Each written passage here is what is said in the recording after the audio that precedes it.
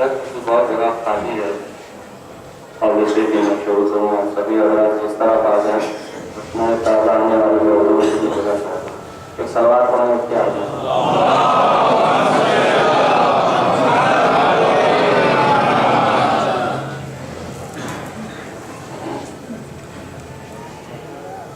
رحم الله من قرأ القول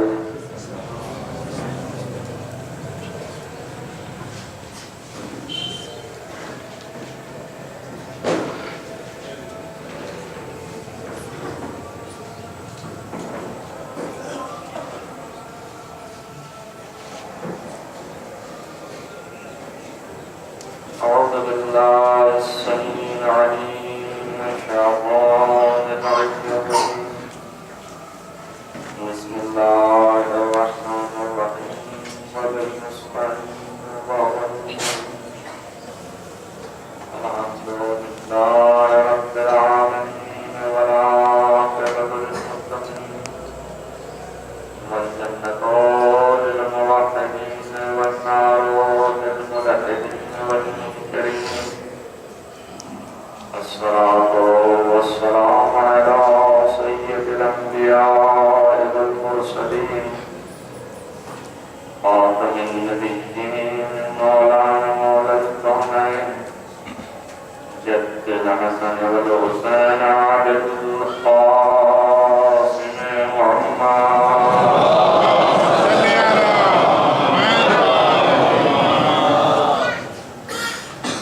ولا سيما على عين عمه ووزيره ووسيعه وخليفته مخلوق كل غالب غالب كل غالب مولانا علي بن علي طالب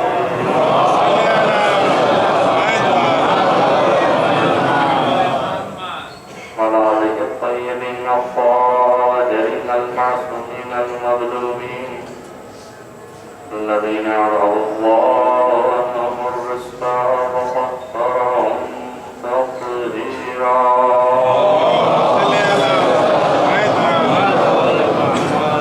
ورحمة الله على أعدائهم أجمعين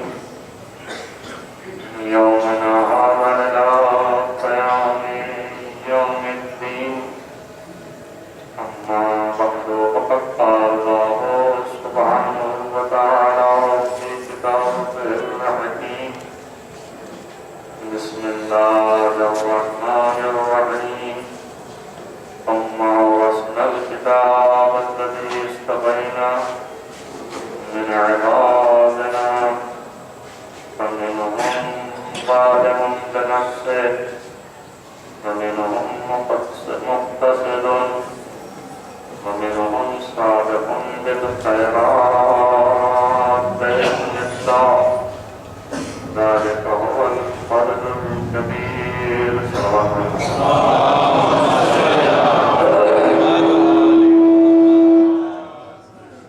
اس آیت کریمہ کے ذیل میں یہ بحثیں جاری ہیں وارثانی کتاب کے عنوان سے اور اس میں اللہ نے صاف ستھرا واضح طریقے سے اس بات کو بیان کیا ہے کہ ہم اپنی کتاب کا وارث کچھ لوگوں کو قرار دیں گے جو ہمارے بندے میں سے ہیں اور بندوں میں صرف انہیں کو قرار دیں گے کہ جن کو ہم نے چنا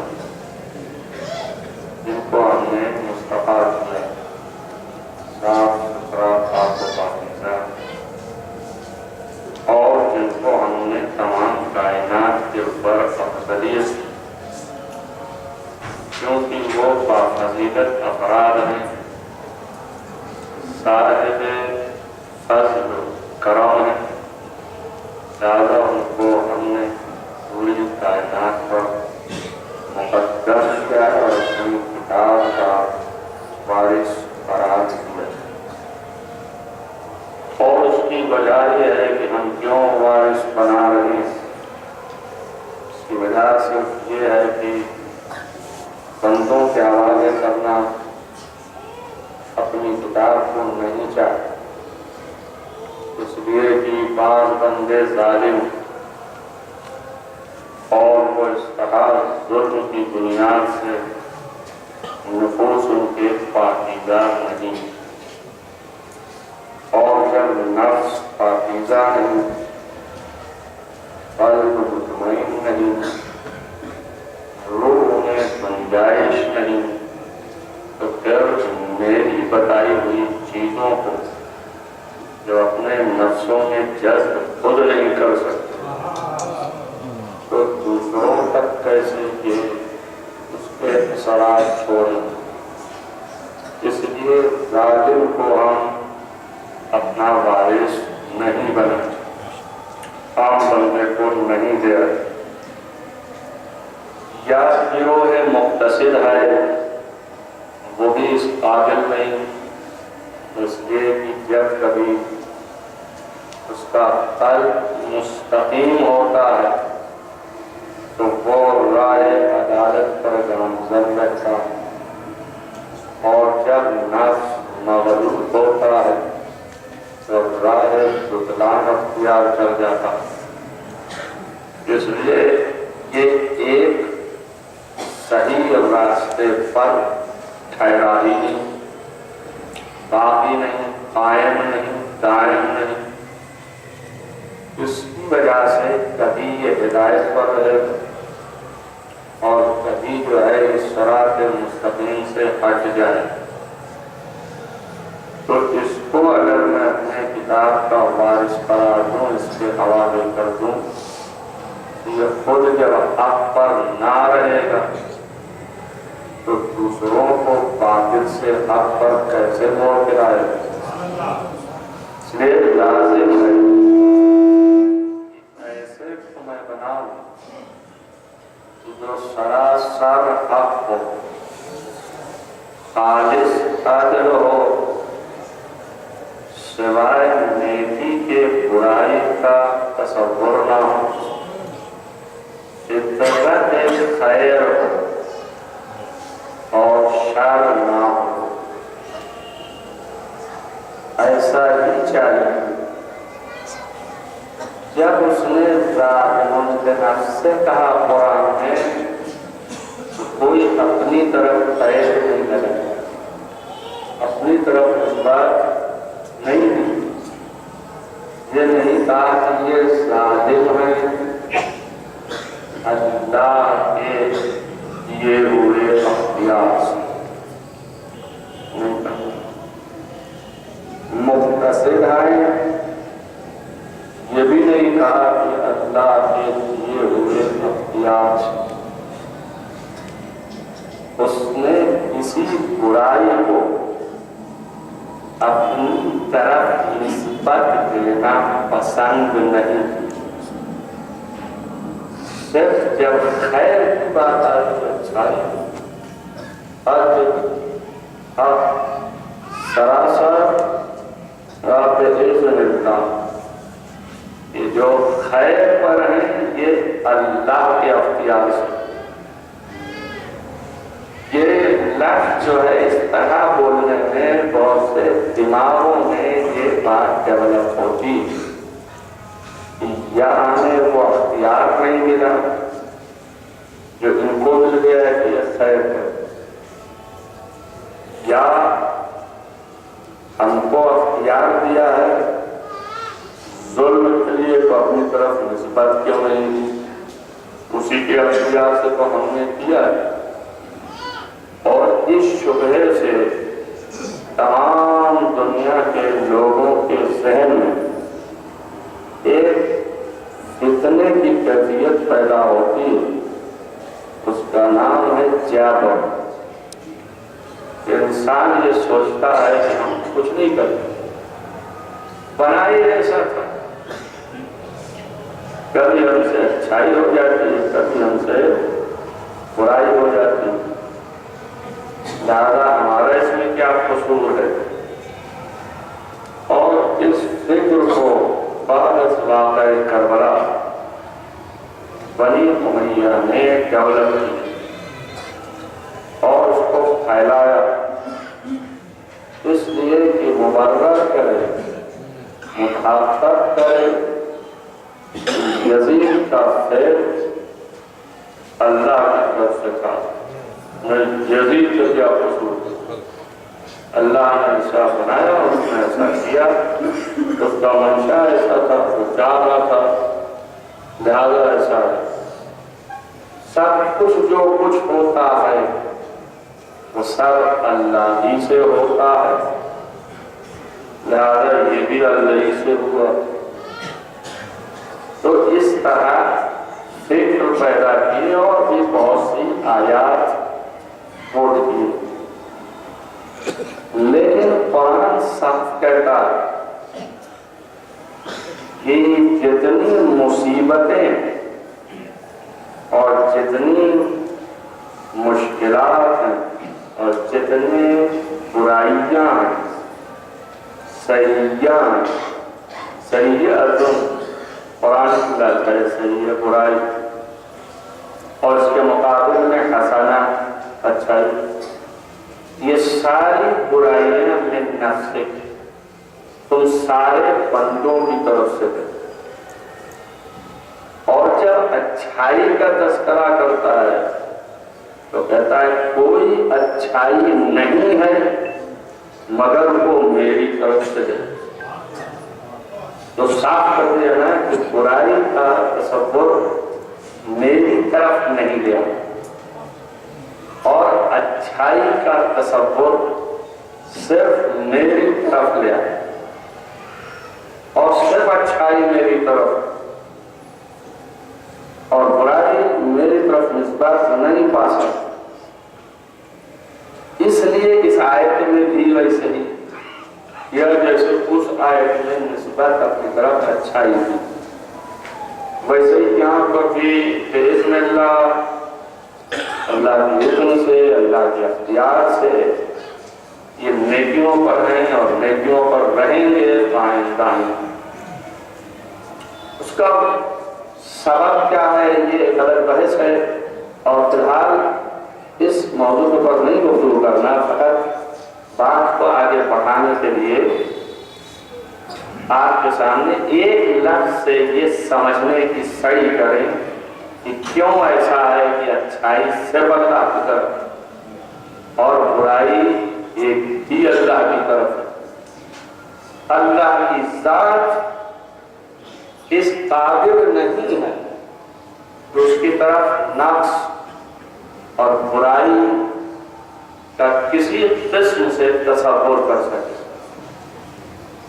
اس لیے کہ منبع شر جو ہے، شر ہر شے کی برائی شر، اور منبع شر عدم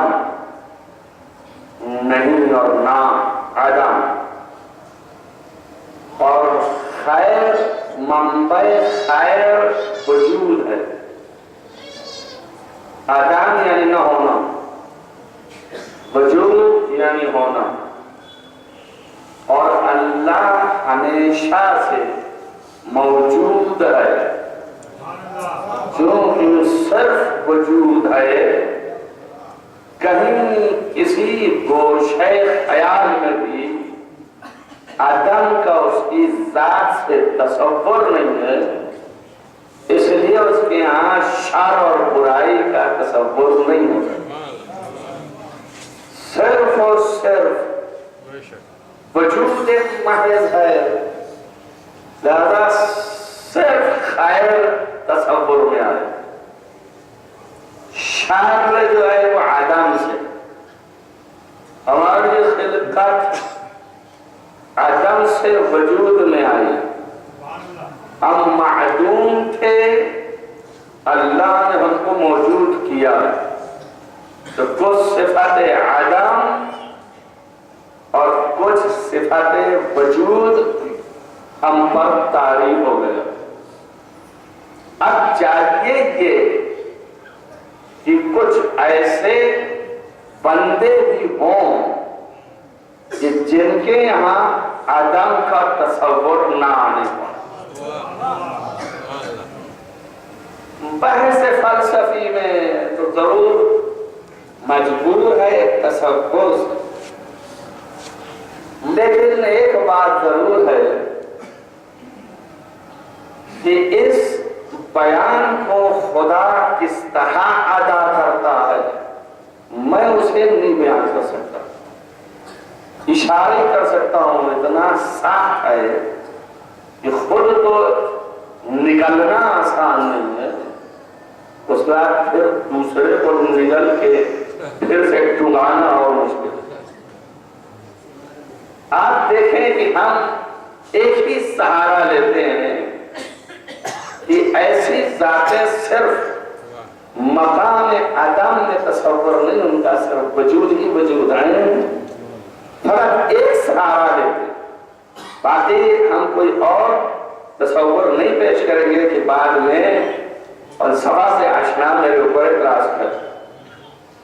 علوم جتنے بھی ہیں وہ قرآن کے آگے دم توڑ دیتے ہیں، کیوں؟ اس لیے کہ اختراع بشر ہے، آپ کی ذہنیت جہاں تک ڈیولپ کر پائی ہے وہاں تک آپ نظریات قائم کر سکیں، اور جہاں سے آپ کی ذہنیت مقام ارتقاء میں فیل ہو گئی، آگے نہیں بڑھ سکی، وہیں پر علم وہاں تک جا کے ٹھہر گیا۔ اب اگر صدیوں میں کوئی اور صاحب فعال عقل پیدا ہوگا تو وہ عقل کو اور زیادہ سائیکل کرے گا، تو یہ پھر اور کچھ ڈیولپ کرے گا۔ تو آج بھی ہوا کہ قیامت تک یہ سلسلہ رکے گا بھی نہیں، کچھ ابھی ڈیولپ ہوا ہے، کشف ہوا ہے، سامنے ہے، اور کچھ کل ڈیولپ ہوگا اور کشف ہوگا تو پھر وہ ہمارے سامنے آئے گا، اور پھر اس کے بعد آخر قیامت تک یہ سلسلہ جاری رہے گا۔ تو ممکن ہے کہ ابھی کے اصول ہماری اس بات کے اوپر منطبق نہ ہو سکتے ہوں، اور انشاءاللہ آئندہ عقلیں فعال ہو جائیں تو وہ منطبق کر لے جائیں۔ بہت سی آیات الہی کے مفاہیم بدون رہبران قرآن انسان صحیح تصدیق نہیں کر پا رہا، اس لیے کہ عقل وغیرہ کی ڈیولپ بھی نہیں ہوئی، اور بہت سے آیات کی تصدیق ایسے بھی کہ جن کو کوئی تعلق اعتقادیات سے نہیں ہے مگر وہ تصدیق کر رہے ہیں، اس لیے کہ عقل ان کی ڈیولپ ہوگی۔ تو جب ہماری عقل ڈیولپ ہوگی تو شاید یہ سمجھ میں آئے اس اصول اور قانون کے انطباق سے منطبق کرنا، فٹ کرنے سے۔ لیکن فی الحال اگر فٹ نہیں ہو رہا ہے تو اس کا یہ مطلب نہیں ہے کہ قرآن اللہ کا کلام نہیں۔ اگر ہمارے اصول کے مطابق وہ بات فٹ نہیں ہو رہی تو اس کا یہ مطلب نہیں ہے کہ اللہ کا کلام نہیں۔ بہرحال ہم نے تسلیم کیا کہ خدا ہے، اس کا کلام ہے، تو میں آپ کو یہ شہادت کے طور پر قرآن سے اس آیت کو پیش کر رہا ہوں کہ جہاں وجود میں عدم کا تصور نہیں ہے، وہ ایسے افراد ہیں، ہم بھی ارادہ الہی میں، وہ بھی ارادہ الہی میں ہیں، اور دونوں کی نوعیتیں فرق۔ فَإِنَّمَا يُرِيدُ اللَّهُ لِيُذْهِبَ عَنْكُمُ الرِّجْسَ أَهْلَ الْبَيْتِ وَيُطَهِّرَكُمْ تَطْهِيرًا۔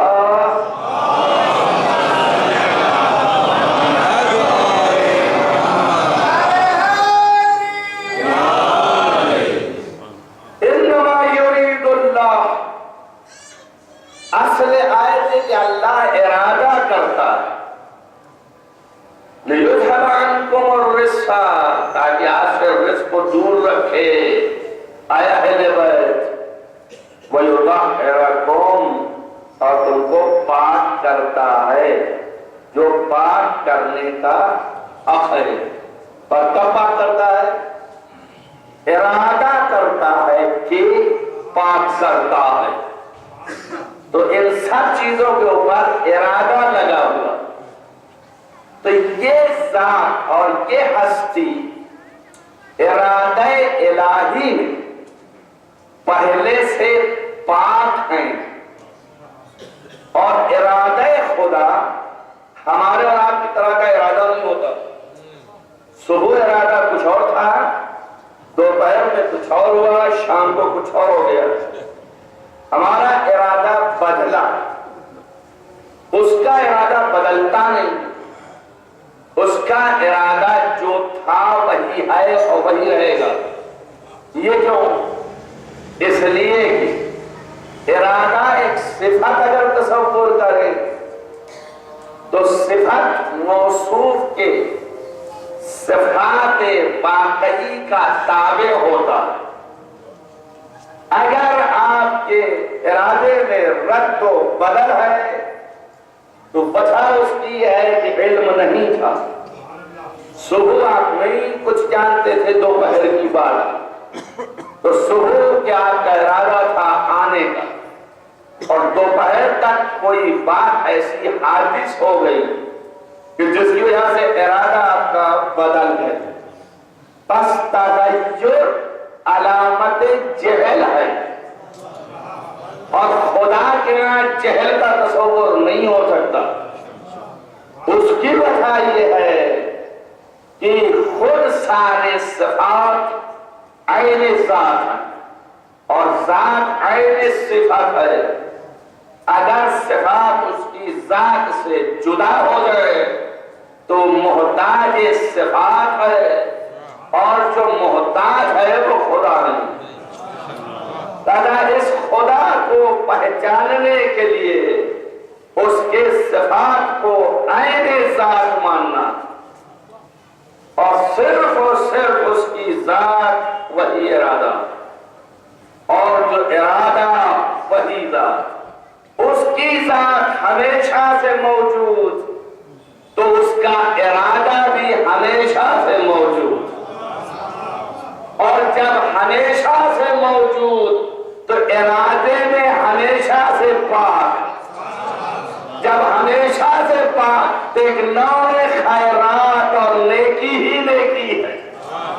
اس لیے کہہ رہا ہے کہ یہ ظالم ہے، وہ مقتصد ہے، یہ سابقون بالخیرات ہیں، جو ارادہ الہی میں ہمیشہ سے پاک ہیں، وہی میری کتاب کے وارث ہیں۔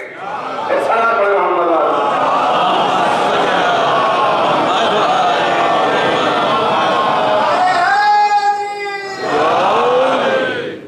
خود خدا وجود اس کا مقدس، اور اگر آپ نے تصور کہیں سے کیا اور کسی نقش کا ذرہ برابر آپ کے دل میں پھوٹ آیا تو وہیں سے توحید آپ کی روانہ، پھر آپ خدا کے لیے نہیں ہے تو اور خدا کا ایمان آپ کے پاس اور اس کا تصور نہیں، اسی لیے وہ سبحان ہے، پاکیزہ ہے، تبارک الذی مبارک ہے، اور وہ مقدس ہے۔ اس کے ہاں نہ خواہشات ہے نہ اس کے ہاں غضب ہے۔ کیوں؟ اس لیے کہ خواہشات اور غضب یہ صفات و کیفیات ہیں، صفاتیں کیفی ہے، کیفیات ہیں جو طاری ہوتے ہیں اور ختم ہوتے ہیں۔ تو اب اس کے اگر اس کا تصور کریں تو ظاہر ہے کہ یہ صفت کیفیات میں سے ہیں۔ کیف عوارضات جسم ہے اور اس کے بعد جسم نہیں ہے، لہذا یہ طاری نہیں ہو سکتا، نہ غضب طاری ہے اور نہ ہی اس کے یہاں خواہشات ہیں اور نہ ہی اس کے یہاں غضب کے مقابل سرور ہے۔ اور پھر بھی قرآن میں ہے کہ اللہ غضب بھی ہو جاتا ہے اور اللہ مسرور بھی ہو جاتا ہے، اور جہاں غضب تصور کیا جسم آیا، اور جہاں جسم آیا وہاں سے آپ کی توحید روانہ، اب کیا سمجھے قرآن کو ہم، کس طرح سمجھے قرآن کو ہم، کہاں سے پائیں؟ تو حضرت امام رضا علیہ السلام نے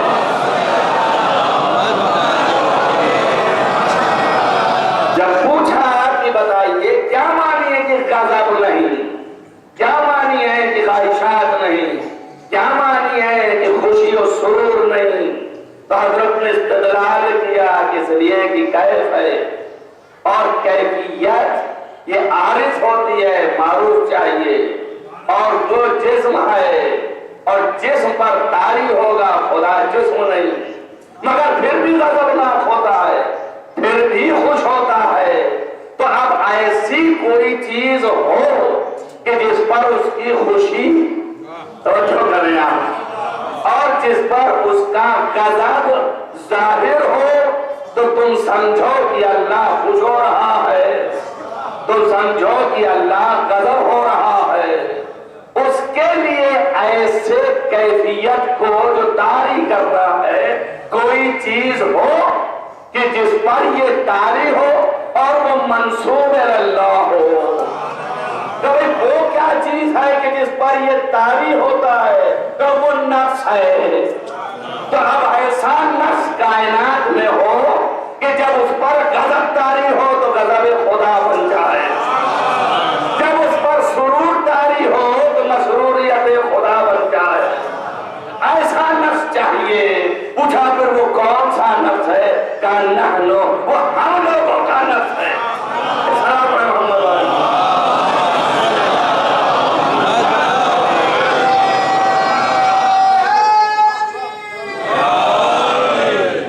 بس کیف نہیں ہے اس کے ہاں، اور خواہشات نہیں ہے اس کے ہاں، مبرہ ہے، پاکیزہ ہے اور سبحان ہے۔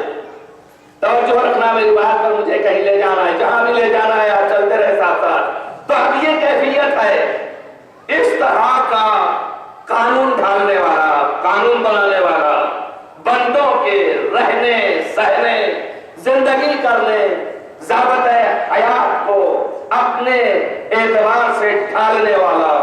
کیسے اپنے اعتبار سے؟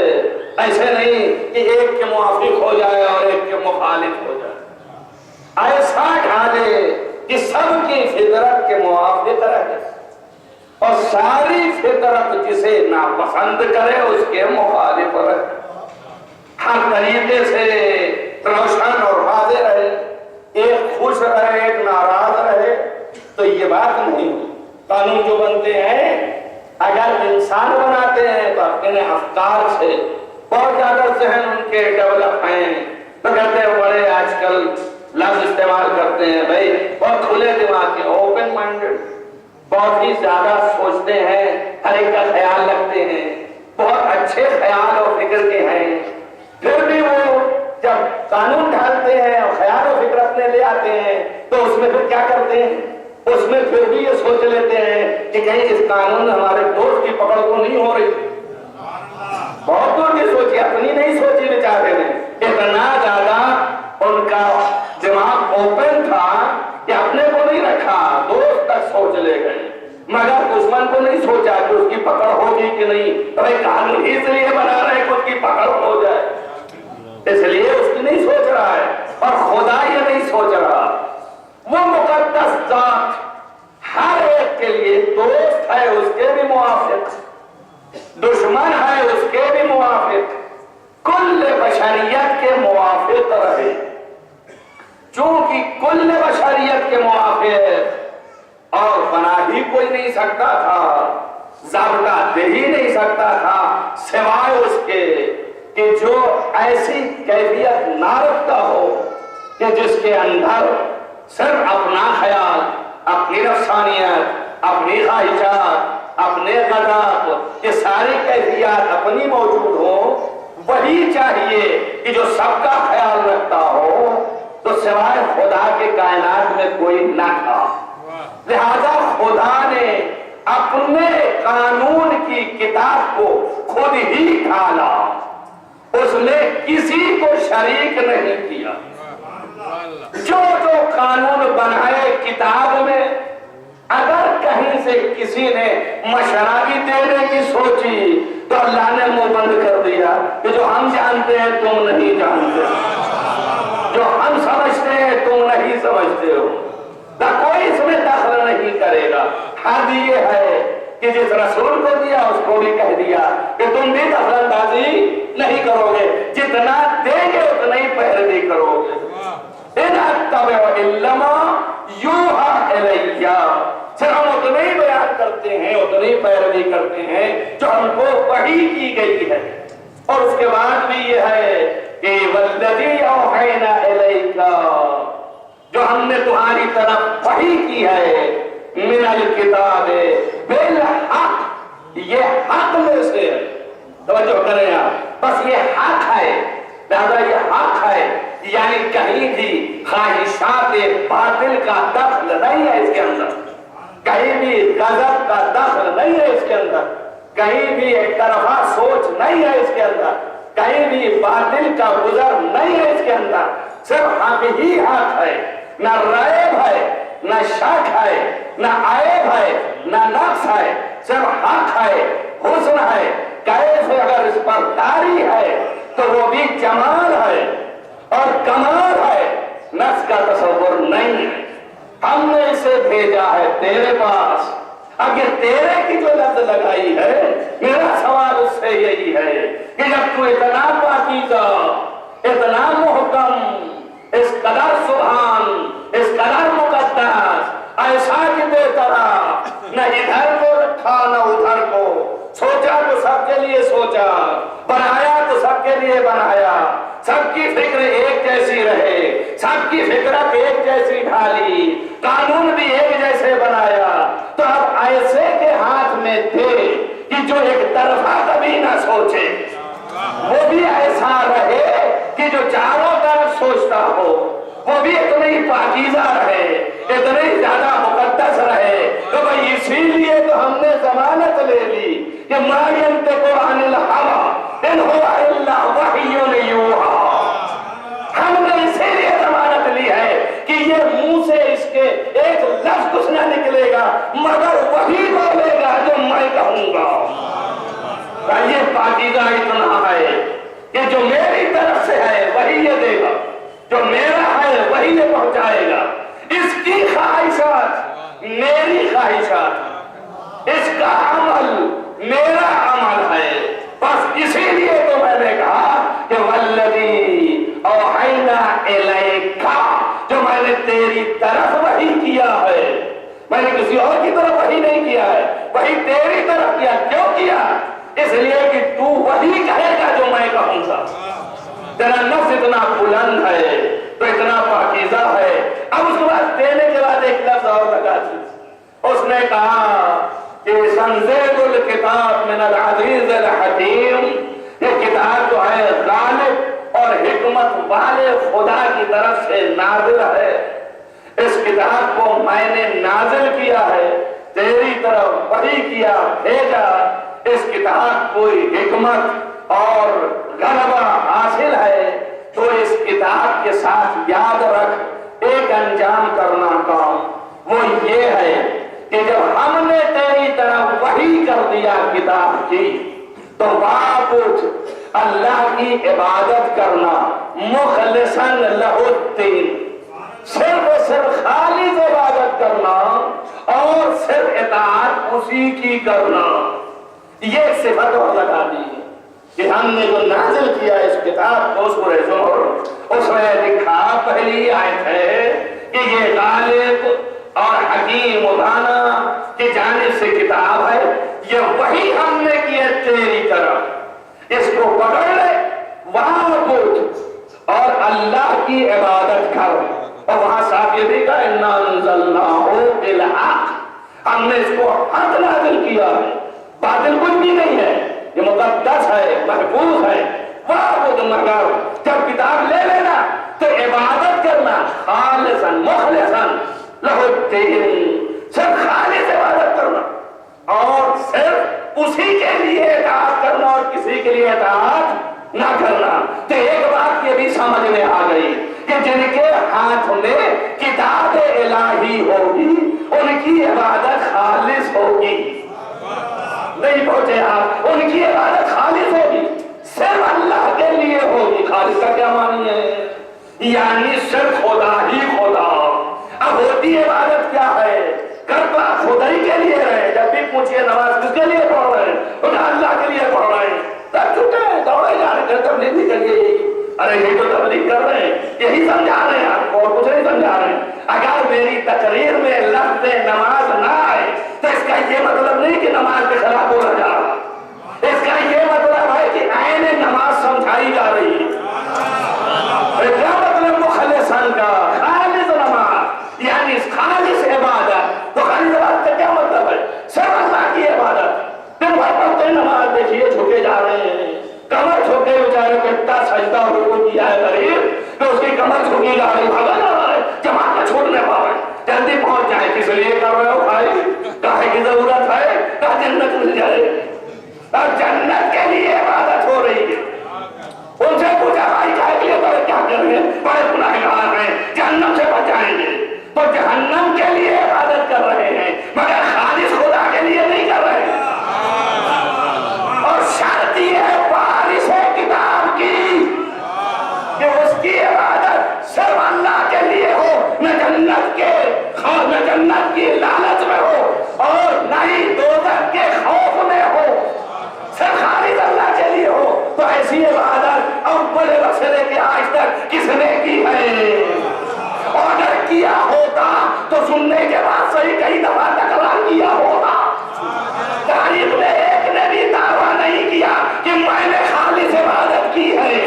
وہ ایک ہی نکلا، اس نے کہا میں نے تیری عبادت نہ جنت کے لالچ میں کی ہے نہ جہنم کے خوف سے کیا ہے، صرف اس لیے کیا کہ تجھے اس لائق پایا ہے.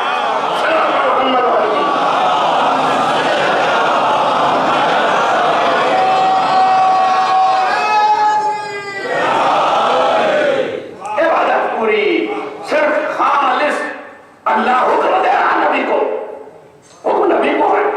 نبی سے کہا ہے کہ میں نے وحی کی تجھے اور اسے لے کے واپس، اور اس کے بعد عبادت کر مخلصاً. خالص عبادت کرنا کیا کہنا اس بات کا؟ بات قرآن میں کہیں آپ دکھائیے یا کوئی حدیثی جھوٹی دکھا دیجیے کہ جس میں یہ آیا ہو کہ رسول اللہ کے پاس اللہ نے پیغام بھیجا کہ یا رسول اللہ آپ جائیے علی سے کہیے وہ عبادت صرف میرے لیے کیا کرے.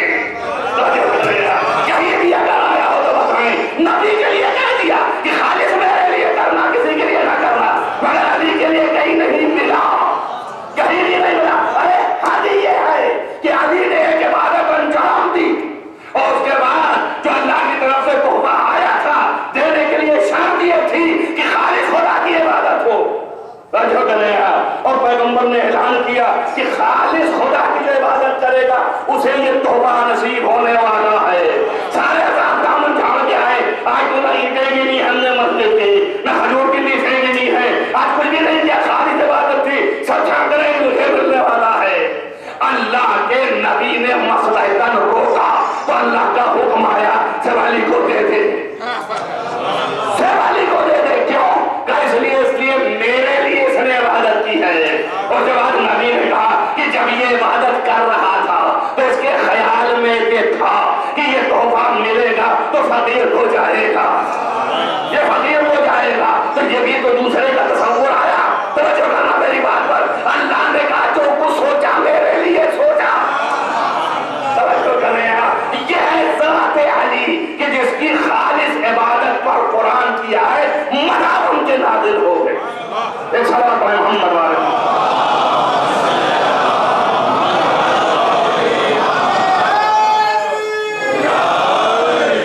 بس خالص اور مخلص خود موتی ہے پروردگار.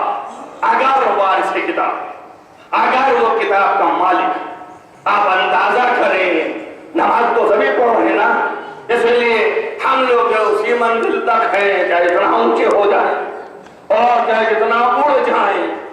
اڑنے کے بعد یہی ہے جنت لینا اور جہنم سے بچنا ہے. بہت بڑا اگر ہم نے اپنے ساتھ کمال کا اتصاف دیا اور بہت بڑی کلاکاری کی اور بڑے بڑے ہم جو ہے وہ نکلے اونچے فنکار، تو صرف اتنا کر لیں گے کہ جہنم سے بچا لیں گے اور جنت تک پہنچا دیں گے۔ تو کائنات کے سارے مومنین عبادت کرتے ہیں تو عبادت کا صلہ پاتے ہیں اور بغیر جزا کے اگر عمل یہاں رہ جائے تو تکلیف کا کوئی معنی نہیں۔ تکلیف اس لیے رکھی ہے اللہ نے کہ جزا دے اور سزا دے، اس لیے آپ جانتے ہیں مجبور نہیں کیا، ورنہ اس سے زیادہ کون کر سکتا ہے؟ یہ جتنی ہے گلیاں تو ختم ہو گئی ہوتی اور ایک فرشتہ مقرر کرتا روزانہ نماز پڑھنی ہے 5 وقت، ٹکٹ کیا ہے ایک دفعہ، اور ایسا نہیں بلکہ آخری پوائنٹ تک پہنچاتا کہ بدائی میں جو ہوتی وہ ہوتی رہے گی، اگر اور آج 5 کیا تو موت آ جائے گی۔ اگر تم نے نماز نہیں پڑھی تو تم آ جاؤ گے، اگر تم نے زکات نہیں دیا تو ختم ہو جاؤ گے۔ منٹ پر خوف دلا سکتا تھا کہ نہیں دلا سکتا، مگر یہ خوف سے اطاعت و عبادت جب کہلاتی، جب نہیں چاہا تھا، جب اختیار دیا تب اختیار کے ساتھ اس کو حق ہو گیا کہ وہ جس کو ملے بھی تو اللہ نے جزا رکھ دی اور نہ کرنے والے کو سزا رکھ دیا۔ تو ہمارے لیے جب جزا رکھ دیا تو سارے مکلفین کائنات میں جو ہیں ان کے لیے جزا ہے، چاہے بھی مکلف ہو جس کو تکلیف دی گئی ہے کہ ہمارا وجود میں آیا اور مکلف ہو گیا، تکلیف دی گئی ہے کہ یہ انجام دینا ہے، یہ نہیں انجام دینا ہے، یہ کرنا ہے، یہ نہیں کرنا ہے، تو یہ سب جو ہے سارے کائنات کے بندوں کے لیے ہے اور بندگی کا تقاضا یہ ہے کہ جزا لے اور سزا سے ہٹے، اور اگر نہیں کرتا ہے تو جزا نہ پائے گا، سزا میں مبتلا ہوگا۔ بس ہر بندے کے لیے ہے، تو جہاں جہاں بندگی کا اطلاق ہے وہاں وہاں تکلیف ہے، تکلیف یعنی سزا اور جزا۔ تو اب اگر عمل نیک ہے تو جزا ملے گی، تو تمام بندگان خدا کو جزا مل رہی ہے، تو کیا جزا ہے ان کا؟ جنت اور جہنم، یہ جزا ہے۔ اگر تم نے عمل نیک کیا ہے تو جنت ملے گی، اور اگر عمل بد کیا ہے تو جہنم، پر یہ تم کو جزا ہے۔ تو دنیا کے مومن کے لیے جنت اور جہنم ہے مگر جزا ہے، تو ہر بندہ جو ہے جزا پائے گا، اور جزا میں معین طرح نہیں ہے کہ سارے بندوں کے لیے ہے، ہر ایک کے عمل کے اعتبار سے ہے۔ جنت میں بھی تو جگہ ہے نا، کسی کی جگہ کہیں ہے، کسی کی جگہ کہیں ہے، تو اب یا اللہ جنت تو جنت، چاہے یہاں بیٹھے چاہے وہاں بیٹھے، یعنی اگر ایسا ہی ہوتا تو یہ پھر بیکار تھا، اس کو اونچا لے جانا اور اس کو اس سے اونچا لے جانا۔ بھائی معنی یہ ہے کہ ہر ایک طبقے میں الگ حساب و کتاب ہے، یعنی مرتبہ الگ ہے، اس کے حساب و کتاب الگ ہے، اسی سے تو افضلیت اس کی ثابت ہے۔ یہاں تک کہ بعض ایسے نیچے رہیں گے کہ وہ جنت ہی میں ایسے طبق پر ہیں کہ سر اٹھا کے دیکھنا چاہے تو صحیح طریقے سے امامہ نہ رکے گا ان کا، اتنی بلندی پر ہوں گے، اور ان میں ایک بیوی ایسی ہے کہ جس کی اتنی بلندی ہے کہ اللہ نے جواہرات کے تمام تر مرصعات کروا دیے ہیں، اس کی دیواروں کو بھی بلند تر رکھا ہے کہ وہاں بڑے بڑے انبیاء صحیح طریقے سے دیکھ نہ پائیں گے۔ یہ وہ بھی ہے کہ جس نے جب دنیا ٹھکرا رہی تھی تب نبی کی تصدیق کر رہی تھی، اس کا یہ مقام ہے۔ تاریخ دیکھیں، سب لکھتے ہیں، سنی شیعہ سب اپنے جگہ پر لکھتے ہیں کہ رسول نے فرمایا ہے، ایسے مقام پر ہیں اور ایسی بلندی پر ہیں کہ نہ پوچھئے آپ، اور یہاں سے نہیں بنا ہوا، اتنے زمانے سے بنا ہے کہ رسول جب یہ بیان کر رہے تھے تو جبریل بشکل بشر بیٹھے تھے، انہوں نے پوچھا کہ بتاؤ تم نے کب سے دیکھا ہے؟ کہا یا رسول اللہ میں اس کو یوں جانتا کہ ہر 30,000 سال 30,000 برس میں ایک دفعہ ایک ستارہ نمودار ہوتا، اس کے حساب سے میں 30,000 برس سے اس ستارے کے نمودار ہونے کو دیکھ رہا ہوں، اور یہ اس سے پہلے سے بھی بنایا گیا ہے۔ اب سوچیں آپ مرتبہ عمل کہ اس قدر عمل بلند ہے کہ حضرت خدیجہ کو وہ مکان ملا، وہ مکان حضرت خدیجہ کو دیا گیا اتنی بلندی کی وجہ سے، اتنا مقام اعلیٰ ہے۔ میرا مقصد وہاں پہ بھی نہیں تھا، جزا بتا رہا ہوں خالی۔ اب سوچیں کہ حضرت خدیجہ کا مقام کتنا بلند ہے، کتنی بلند بیوی ہے کہ 30,000 سال پہلے سے اللہ نے اسے بنوا رکھا ہے، اور 30,000 سال مرتبہ یعنی جبریل دیکھ چکے ہیں، جوڑتے رہیے کتنے ہزار سال ہو جائیں گے تب سے یہ بنا ہوا ہے، اس وقت سے بنا ہے۔ اس کے معنی یہ ہے کہ اللہ کے ارادے میں اس بیوی کا عمل پہلے سے موجود تھا اور اس حد تک موجود تھا، اختیار میں دیکھ رہا ہے کہ یہ کبھی ایسا کرے گی نہیں کہ اس کا مستحق نہ ہو۔ رسول نے فرما دیا پر جزا ملے گی سب کو، تو ایک کو جزا جو ہے وہ جنت مل رہی ہے، جہنم سے بچاؤ ہے، یہ ایک جزا ہے، دوسرے کو جزا جنت میں اور اعلیٰ مل رہا ہے، تیسرے کو اور اعلیٰ مل رہا ہے۔ تو ہر ایک کے مراتب کے اعتبار سے ہیں، جیسا عمل ہوگا ویسی جنت ہوگی، عبادت ایسی ہو کہ اس کا مقام بلند ہو تو جنت مل جائے، جنت کے لیے عبادت۔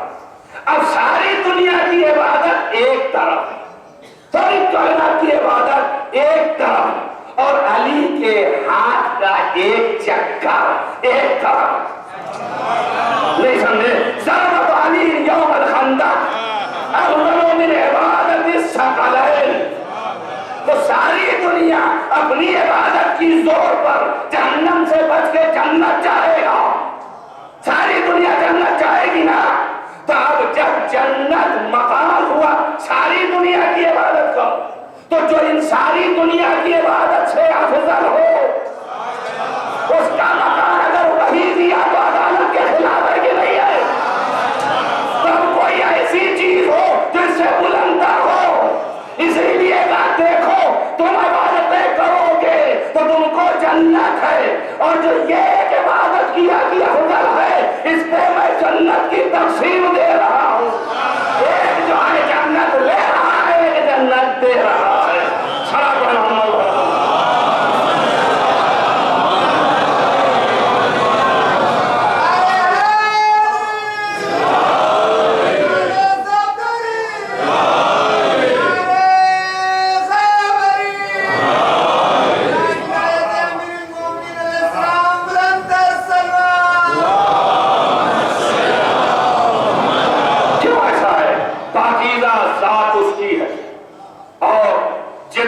سبحان قدوس ہے، اور ایک فرق کیا ہو، سب کچھ محمد مصطفیٰ، آپ اس کو رات بھر سوچئے گا، سب کچھ محمد مصطفیٰ ہے، سب ایک فرق ہے، سب ایک فرق ہے۔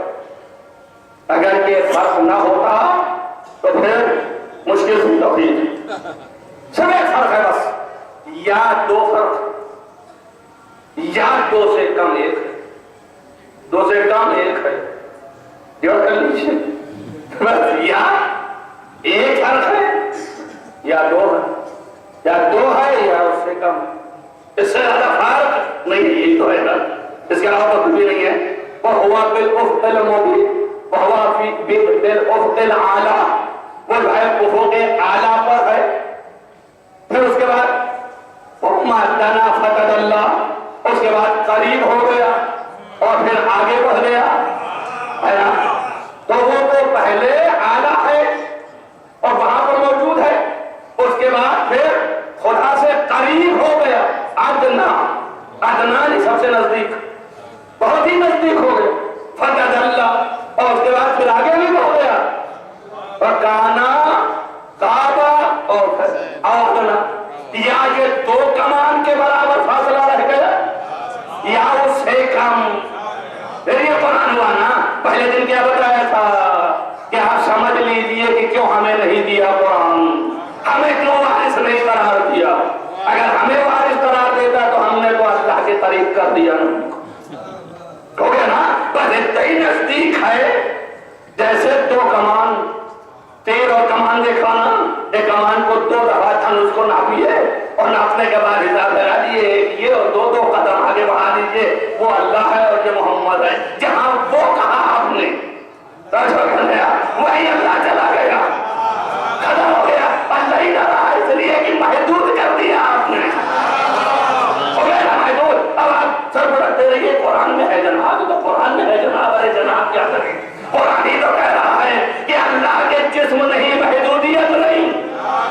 اور اس کے بعد خود ہی کہہ رہا ہے کہ اتنا قریب ہو گیا اور اتنا نزدیک ہو گیا, بلکہ قربت میں اور آگے بڑھ گیا. تو یا 2 کا فاصلہ ہے یا اس سے کم کا فاصلہ.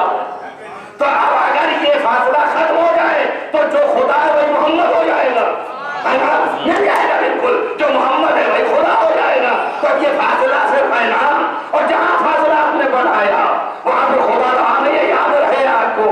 تو پھر قرآن کیا کہہ رہا ہے, یہی ہے متشابہات نا. ائمہ نے کیا فرمایا کہ اگر ایسے ڈھونڈو گے کہ اللہ یوں تو قریب سبھی سے ہے, خدا ہی کہہ رہا ہے. میں چھوڑیے نبی کی کون سی فضیلت ہو گئی کہ صرف 2 کے برابر جو ہے وہ دوری ہے. کون فضیلت ہے یہ, مقام فضیلت ہے. ارے کہے کہ مقام فضیلت ہے, کچھ بھی نہیں ہے. ہمارے نزدیک اس سے زیادہ وہ کہتا ہے کہ نحنو اقرب من حبل الورید, تیرے رگے گردن سے زیادہ تجھ سے قریب ہوں. تو ہم فضیلت ہے, وہ فضیلت ہے, ان سے تو اتنی دور پر ہے, ہم سے تو زیادہ نزدیک ہو گئے. پھر کیا مانی ہے, اب ہم نے اپنے نزدیک کیا تب بھی خدا نہ رہا. ایسا حق کی فلسفہ یہ تھا کہ ہم دنوں رات خدا کا احساس کرتے ہیں. کیوں احساس کرتے ہیں, اس لیے کہ رگے گردن سے قریب ہے. دیکھیے عرفان کے کس منزل پر تھے وہ کہ خدا کا احساس کر رہے تھے. ارے وہ خدا ہی رہی جو احساس میں آ جائے. نہ احساس میں آ سکتا ہے, نہ افکار میں آ سکتا ہے, نہ تمہارے تصور میں آ سکتا ہے. جو تصور ہو گیا امیر نے فرمایا کہ وہ تصور تمہارا خدا ہے, وہ خدا نہیں ہے. تصور میں نہیں آ سکتا ہے. بس یہ کیا ہو گیا, تو وہ رفا نے سر جھٹکا. اب اس کے مشکل کو حل کرنے والا صرف اگر کوئی ہے تو صرف اور صرف وہی ہے جو وارث کتاب ہے. صرف یہ جو وارث کتاب ہے. فرمایا کیا مشکل ہے اس میں, خدا بتا رہا ہے کہ محمد میں مجھ میں کوئی فرق نہیں ہے. صرف اتنا فرق ہے کہ 2 کمال یا اس سے کم. قرب کس بات کی ہے, فرمایا صفات ہے. یہ صفات خدا جتنے ہیں ان سب کا یہ مظہر ہے. توجہ رکھنا میری بات پر, سارے صفات کا مظہر ہے یہ. فقط ایک چیز نہیں پائی جاتی, وہ یہ ہے کہ اس کا وجود اللہ کا عطا کردہ ہے, اس کا وجود اپنا ہے. توجہ کیا آپ نے, ایک چیز رہ گئی. اب یہی ایک چیز جو ہے کہ اس کا وجود اپنا ہے اور اس کا وجود اس کا دیا ہوا ہے. تو نتیجہ یہ ہے کہ قدرت بھی اب اس کی نہیں ہے, قدرت بھی اس کی دی ہوئی ہے. اگر آپ سے وجود آیا تو قدرت آ گئی, جیسے ہی قدرت آئی وجود کے ساتھ تو مان لیجئے کہ 2 نہیں 1 ہے, یا 1 نہیں 2 ہے. سارے صفات مجھ سے ملتے ہیں, فقط صرف اتنا ہی ہے. اسی لیے محمد کو آپ مستغنی کہیں گے مگر غنی نہیں کہیں گے. یا الذین آمنوا انتم الفقراء واللہ غنی عن العالمین. اللہ غنی ہے. غنی وہ ہے کہ جو کسی لمحے میں کسی کا محتاج نہ ہو. مستغنی وہ ہے جو احتیاج کے بعد غنیت پایا ہوا. لہذا محمد مستغنی ہے, اللہ غنی ہے, اس لیے کہ وجود اس نے اس کو عطا کیا ہے. یہی ایک فرق ہے. وَإِلَّا اپنا علم بھی دے دیا, اپنا اقتدار بھی دے دیا, اپنی تمام تر قوت و حسن و ارادہ سب کچھ بنا دیا. کہ مشیت تو بن جا, ارادہ تو بن جا, اختیار تو بن جا, علم تو لے لے, حکمت تو لے لے, فقط وجود میں تجھے دے رہا ہوں اور یہ میرا ذاتی ہے, سب دے رہا ہوں. اور یہ ذاتی ہے, سب تجھے دے رہا ہوں, سب بنا دیا میں نے. اب سارے صفات اسی وجود سے آ گئے. یہ ہو گئے مستغنی. کیوں, اس نے علم دے دیا, اب کسی اور کا محتاج نہیں ہے. محتاج اس کا ہے تو اس کے مقابل میں ہے مستغنی. توجہ کرنا میری بات پر. اس لیے کہ جو चीज ना हो, उसे जब ली जाए किसी और से और फिर किसी की तरफ ना मुड़े तो यह है इस्तिग़ना, है ना। तो वो हो गया मुस्तगनी कब, जब मिला उससे तब, लेकिन हो गया गनी कब, जब देखा हमारी तरफ तब। नहीं समझ में आया? यानी हमारी तरफ मोहताज नहीं है वो, हम मोहताज है उसकी तरफ। जो करना तो अल्लाह गनी है इनके मुकाबिल में, ये मुस्तगनी है उसके मुकाबिल में, और हमारे मुकाबिल में ये गनी है। हम पा ही नहीं रहे कि मुस्तगनी हो जाए। तो जब अब ये मोहम्मद है कि जिसकी गनायत का ये आलम है। खलील फराहिदी से पूछा कि मा हुआ अलामतो इमामत अली इब्न अबी तालिब, अली इब्न अबी तालिब की इमामत की अलामत और निशानी क्या है? फरमाया इस्तिग़नाहु अनिल कुल, तमाम कायनात से मुस्तगनी होना, तमाम कायनात से मुस्तगनी होना, पर रुजू इलल्लाह, और सिर्फ अल्लाह के सामने झुक जाना। हाज़ा अलामत इमामत अली इब्न अबी तालिब।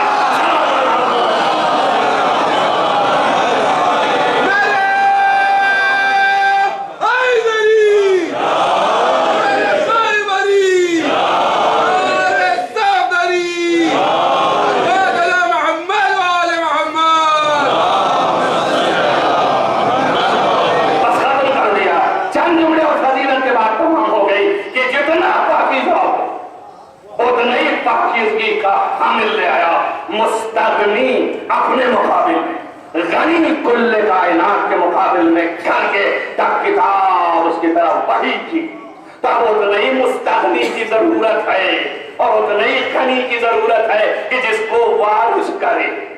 वही नफ्स चाहिए, वही बुलंदी चाहिए। वो जो कुछ भी करता है उसी के इशारे पे करता है, जो कुछ भी कहता है उसी के इशारे पे कहता है। तो वैसे ही साथ चाहिए कि जो कहे तो वही कहे जो खुदा कह रहा हो, जो करे तो वही करे जो खुदा कर रहा हो। यानी इतना पाकीज़ा नफ्स हो कि उसका अमल और उसका इरादा, उसका कौल, उसका फेल, उसकी मशीयत, उसका इरादा सब अल्लाह का हो, सब अल्लाह का हो। तो उसके हवाले कुरान किया। अब वैसे ही जब तक न हो वारिसे कुरान नहीं हो सकता। क़यामत तक घूमते रहे यार, वारिस बनने को कोई भी बन जाए। कानून ये है कि वही बनाएगा खुदा जो ऐसा ही नफ्स रखने वाला है। नबी जो कहता है अपनी जबान से वो अल्लाह की तरफ से है। नबी जो करता है अपने आज़ा जवारे से, अल्लाह ने कहा हमने कर लिया। तो ये जो फेल होता है ये सरजद कहां से होता है? ये जो कहता है ये निकलता कहां से? आप तो जबान देख रहे हैं लेकिन एक मिनट के लिए खामोश। जब ठहरे तो इसका क्या मतलब हुआ? बयान किया इसका क्या मतलब हुआ? इसका मतलब ये हुआ कि खाली जबान ही का अख्तियार नहीं है बोलने, वो तो जरिया है आवाज के निकलने का, लेकिन कोई ताकत है जो रोके हुए है, बोल नहीं पा रहा। और फिर अभी यही ताकत छोड़ेगी तो फिर बोलने लगेगा। तो वो असल मंबा है कि जहां से कौल भी निकल रहा है, जहां से फेल भी कर रहे हैं। आज़ो जवारे हाथ चला और फिर ठहर गया, ठहरा होगा फिर चल गया। क्यों चला, क्यों ठहरा? उसे बयान किया था ना। तो एक ताकत है जो इसको रोकती है और इसको ठहराता है, इसको ठहराता है, इसको फिर चलाता है। ये ताकत रोकती है, ये ताकत ही चलाती है। ताकत की कुव्वत जो है वो मुहर्रिक है। बस वो ताकत कौन है? असल वही है जिसकी वजह से कौल भी ढलता है, फेल भी बनता है, इरादा भी आता है, मशीयत भी ढलती है। वो मरकज ऐसा है कि जो सब चीज को अपने हाथे में लिए है। अल्लाह ने कहा मैं जिसके हवाले कुरान करूंगा मैं ऐसे को बताता हूं कि एक एक अमल कब तक कहता रहूंगा कि इसका फेल मेरा है, इसका कौल मेरा है। मैं ऐसी चीज की जमानत लेता हूं कि रहती दुनिया तक जब जब करता जाए तो इसका नहीं मेरा है, इसका नहीं मेरा है। करे तब भी मेरा, बोले तब भी मेरा, इरादा करे तब भी मेरा, मशीयत तब भी मेरा। या ना वो क्या है कि ऐसे दूंगा भी नहीं। अगर ऐसे दे दूंगा तो इस मजमे से कल खड़े होंगे कि हमको मिल जाता तो हम भी ऐसे ही करते। कल مال نہیں دوں گا مگر دام لگا کے دوں گا۔ جب شب ہجرت لٹا کے شجاعت کا اظہار کروا دیا تو نفس کو اپنی مرضی کے بدلے خرید کے کائنات کو بتا دیا ہر فعل کا منبع یہ نفس ہے اور یہ میرے اقتدار میں ہے۔ صلوات محمد والے